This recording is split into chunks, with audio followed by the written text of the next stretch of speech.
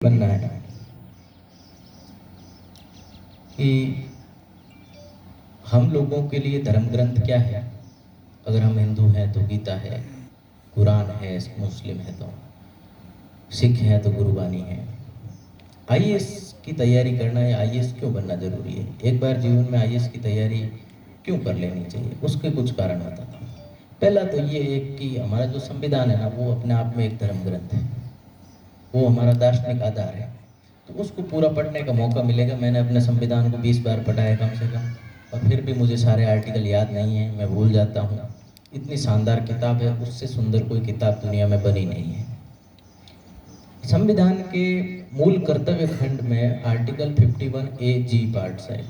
उसमें लिखा हुआ है कि मैं व्यक्तिगत और सामूहिक गतिविधियों में सदैव उत्कर्ष की ओर अग्रसर रहूंगा, जिससे कि मेरा राष्ट्र निरंतर प्रगति की ओर बढ़े।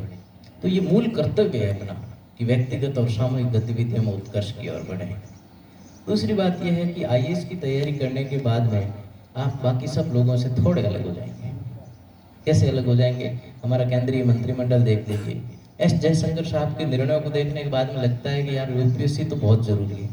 अश्विनी कुमार जी, एस जयशंकर, पीछे चलकर देखें तो सुभाष चंद्र बोस, सत्येंद्र नाथ टैगोर, ये सब लोग आईसीएस परीक्षा पास किए होते हैं।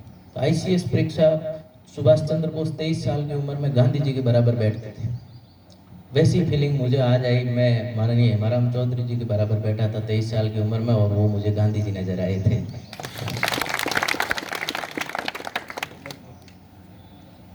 एक और बात जो मैं बेटे लिख रहा था कि मुझे क्या क्या बोलना है और पढ़ना कैसे है। पढ़ने के लिए किताब को सपाट नहीं पढ़ना है, अखबार की तरह की क्या न्यूज़ है क्या है। किताब को सीधे से भी नहीं पढ़ना है।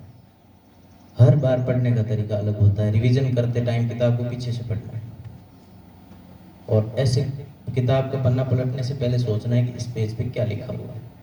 याद करने की कोशिश करनी है। नहीं आ रहा तभी देखना है, आ रहा है तो देखना भी नहीं है। तो रिवीजन आपने जो 1 साल में पढ़ा है ना, वो 5 घंटे में हो जाएगा। दूसरा ये है कि यूपीएससी की तैयारी में आईएएस का जो सीसेट और जीएस का पेपर आता है, उसमें बहुत सारे सवाल ऐसे होते हैं जो आप जीवन में पहली बार देखेंगे, किसी किताब में नहीं लिखे हुए। वो कैसे होंगे? वो चलते हुए होंगे। जैसे आप रिफाइनरी के पास से गुजरे, तो आपको ये लगा होगा कि 43,000 करोड़ या इससे भी महंगा प्रोजेक्ट है। किस मॉडल पे चल रहा है? पीपीपी मॉडल पे। राज्य सरकार की हिस्सेदारी कितनी, केंद्र की हिस्सेदारी कितनी? अब ये सोचना है कि इसमें साइंस कैसे काम करती है। तो रिफाइनरी में क्या डाला जाता है? क्रूड ऑयल डाला जाता है। क्रूड ऑयल को 5 चीजों में अलग किया जाता है। सबसे पहले नेचुरल गैस निकलेगी, फिर गैसोलीन, पेट्रोल बोलते हैं जिसको, फिर डीजल, फिर फ्यूल, जो सॉलिड फ्यूल